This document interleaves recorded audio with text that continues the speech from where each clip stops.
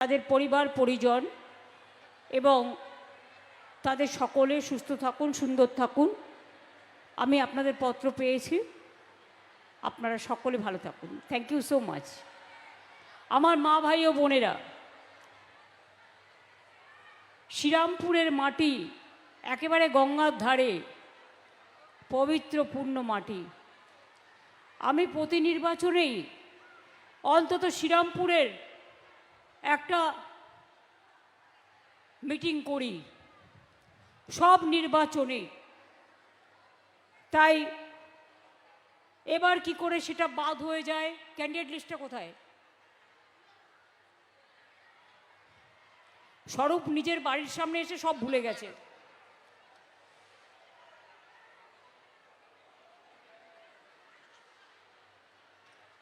আমি এখানে প্রথমেই সাংসদ কল্যাণ বন্দ্যোপাধ্যায়, যিনি আপনাদের দ্বারা নির্বাচিত সাংসদ, কিন্তু মনে রাখবেন এসআইআর নিয়ে ও জীবনপাত পরিশ্রম করে সুপ্রিম কোর্টে আমার হয়ে লড়াই করেছে, আপনাদের হয়ে লড়াই করেছে। ওর জন্য একটা জোরে হাততালি হয়ে যাক।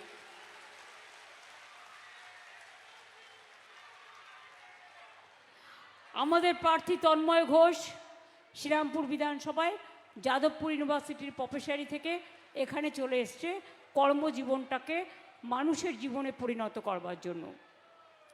সন্তোষ কুমার সিং, আচ্ছা, অরিন্দম গুই চাপদানি বিধানসভার প্রার্থী, খুব ভালো কাজ করে, থ্যাংক ইউ সো মাচ।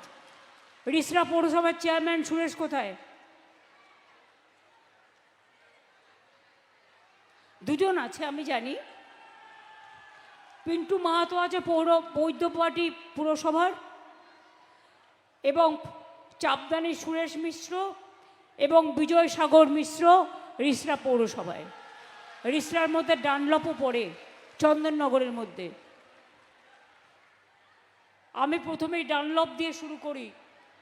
2016 সাল থেকে, জানেন, বলতে বলতে মুখে ব্যথা হয়ে গেছে। ডানলপ কোম্পানিকে যখন ডানলপের মালিক বিক্রি করে দিল,